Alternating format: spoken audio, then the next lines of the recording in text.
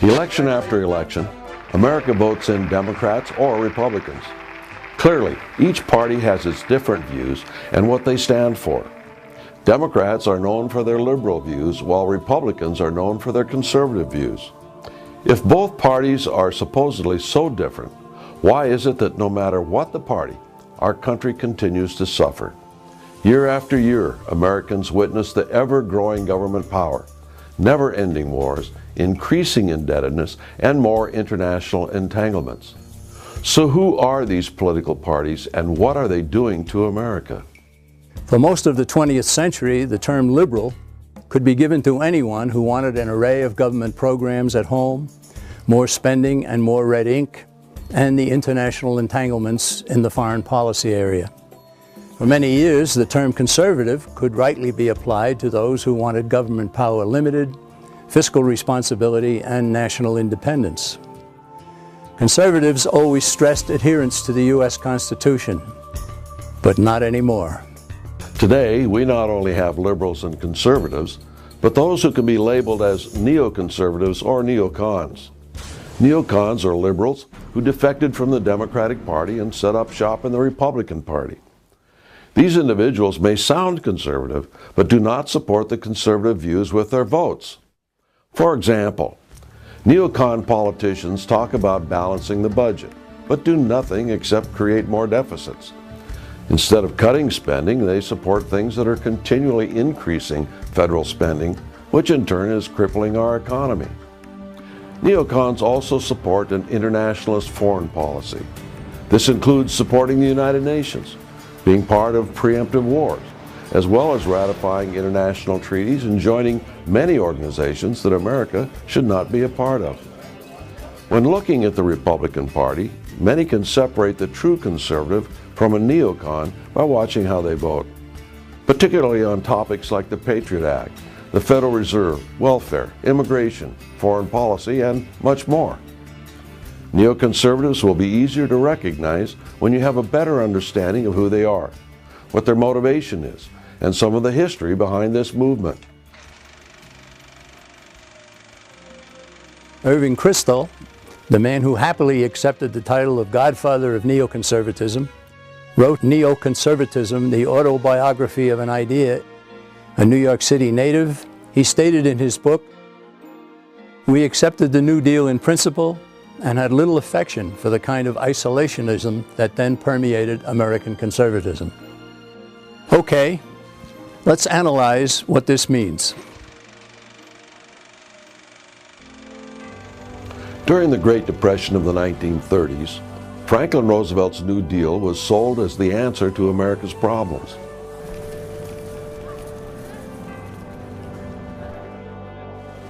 The New Deal brought about the creation of an array of government departments, bureaus, and agencies. Many politicians at the time accepted the New Deal, but failed to realize the amount of government control that came with it. With the acceptance of a more liberal approach, it was recognized that both parties had the potential to change. In 1966, Georgetown University professor Carroll Quigley authored a 1,300-page book entitled Tragedy and Hope, A History of the World in Our Time. Quigley favored a larger national government and even wrote approvingly of a secret society whose goal was to rule the world. Toward the end of his massive book, Professor Quigley wrote that substantive differences between the Democrats and the Republicans, meaning between liberals and conservatives, should be overcome. He advocated that both parties should favor ever more government power and both should work toward the secret society's goal of a world government. Quigley claimed that it was a foolish idea to want Republicans and Democrats to offer different ideas and policies. Instead, he wrote, "The two parties should be almost identical so that the American people can throw the rascals out at any election without leading to any profound or extensive shifts in policy." Irving Kristol and other like-minded politicians agreed with Quigley. So by 1972, neoconservatism began to flourish.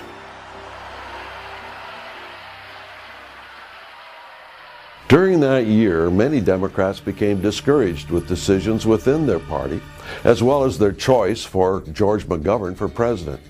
With seeing the direction their party was moving, they felt that their only option was to move to the Republican Party. Kristol explained what happened. In 1972, the nomination of George McGovern, an isolationist and a candidate of the New Left, signified that the Democratic Party was not hospitable to any degree of neoconservatism.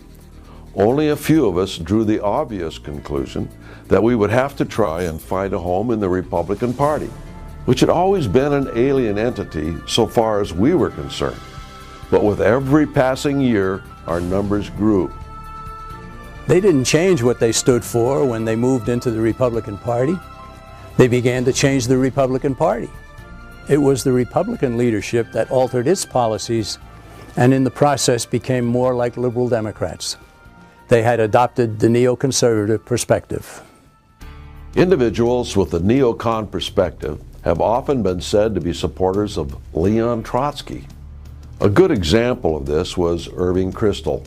He stated, "I regard myself lucky to have been a young Trotskyite, and I have not one single bitter memory." Trotskyite? Who is Trotsky? And what effect has he had on neoconservatives? Leon Trotsky was Vladimir Lenin's partner when the two seized control of Russia in 1917. It was these two criminals who fastened communism on that unhappy land and created a reign of terror that murdered millions of innocent people. Lenin died in 1924, and Trotsky then became the partner of Joseph Stalin. Terror and murder continued, even grew. But Trotsky and Stalin had some serious differences that led to Trotsky having to flee Russia in 1927. Though they disagreed on how to enslave mankind, neither Trotsky nor Stalin ever abandoned the goal of creating a communist-led world government. In 1995, Foreign Affairs published a review by John B. Judas. He stated, "The other important influence on neoconservatives was the legacy of Trotskyism. In the framework of international communism, the Trotskyites were rabid internationalists rather than realists and nationalists." As you can see, Leon Trotsky and his support for socialism have influenced those within the neoconservative movement. These individuals have become very effective in gaining control of the government a little at a time. The effectiveness of this movement has been made possible because of some very important neoconservatives within the national media. Wall Street Journal editor Robert Bartley sought out Irving Kristol to be one of the paper's regular columnists. Neoconservatism's godfather wrote in the Journal about a May 1991 conference he chaired.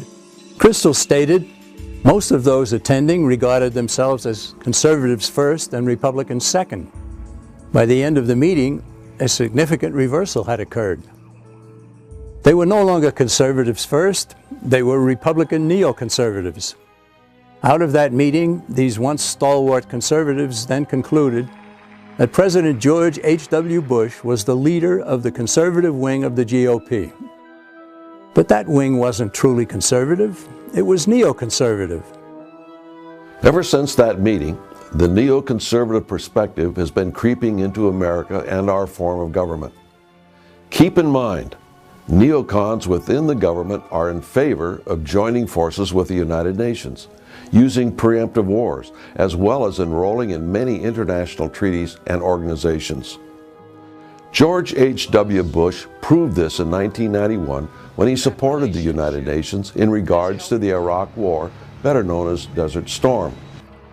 Many do not realize that the huge military effort led by the United States was not authorized by Congress, but rather by a United Nations Security Council resolution. In the weeks leading up to the invasion, President Bush told the nation over and over again that the goal of invading Iraq included strengthening of the United Nations and building a new world order. He stated, "Out of these troubled times, our fifth objective, a new world order, can emerge." And it has to do with a new world order. And that world order is only going to be enhanced if this newly activated peacekeeping function of the United Nations proves to be effective. Many within Bush's administration supported the United Nations and a new world order. This is not conservatism, This is neoconservatism. A true conservative would not go to war because of a UN resolution. They would go to war because Congress declared it. When there is a declaration of war, it should be just. War should not be used as a weapon for personal gain. Most wars cannot be termed just.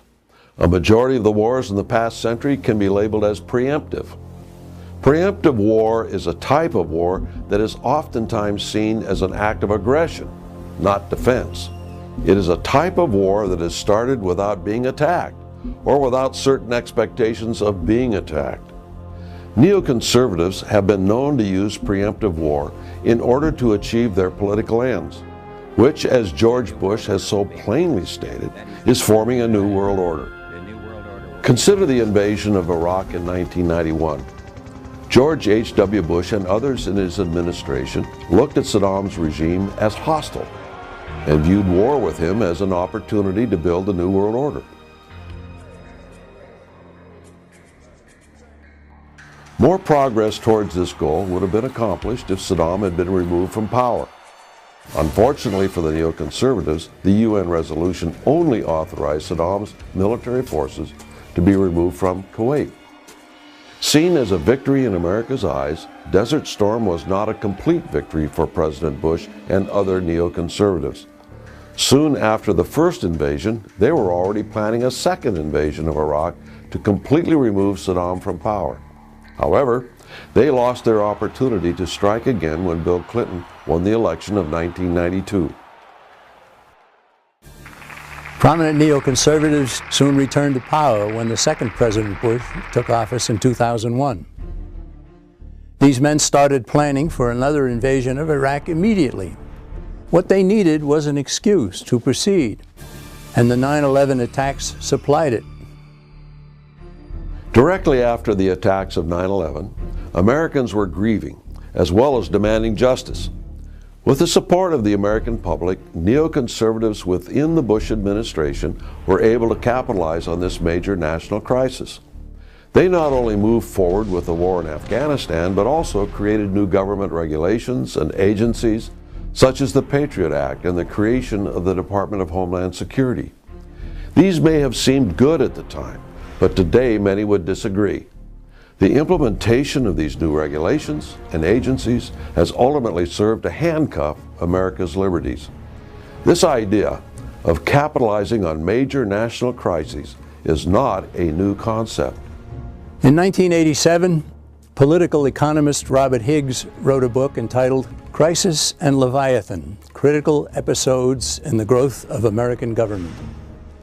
He pointed out that 20th century national emergencies, mainly wars, depressions, and labor disturbances, have prompted federal officials to take over previously private rights and activities. For several years, the American people have been losing personal freedoms because of the work of neoconservatives who took advantage of national emergencies. Neoconservatives not only utilize national emergencies, they support international treaties and organizations such as the United Nations, the European Union, NAFTA, even NATO, all to their benefit. International entanglements such as these create economic and political integration with other countries, all detrimental to American independence and liberty. With the help of major media outlets, the participation in these programs is becoming more widespread. This allows the idea of a new world order to become more of a reality. There have been many media outlets very blatant in their support of this movement. Returning to the Wall Street Journal's editor, Robert Bartley, we see that he later threw his newspaper's support behind U.S. entry into NAFTA, the North American Free Trade Agreement that has cost so many Americans their jobs. But he went further than backing NAFTA when he wrote in July 2001, Mexican President Vicente Fox suggests that NAFTA should evolve into something like the European Union with open borders. He can rest assured that there is one voice north of the Rio Grande that supports his vision, to wit, this newspaper. As far back as 2001, the neoconservative editor of the Wall Street Journal prominently expressed support for doing away with our nation's borders. He wanted to solve the immigration problem by abolishing the border with Mexico. He also wanted to have the United States, Canada, and Mexico give up their sovereignty to a North American Union, a step similar to what has occurred with nations in Europe. This is neoconservatism. Neoconservatism has lured many Republicans to support enormous financial bailouts that went to foreign as well as domestic banking interests. It has persuaded many in the GOP to back the long list of federal regulations that are making it impossible for American companies to compete. And the neoconservative persuasion has convinced many to seek seemingly endless wars. So what should the policy of the U.S. government be? America's policy should be what our forefathers originally intended. It is really quite simple. As stated in the Declaration of Independence, our rights come from our Creator, and the role of government is to safeguard those rights. Our Constitution was created to limit government power so that Americans could have commerce with all and entanglements with none.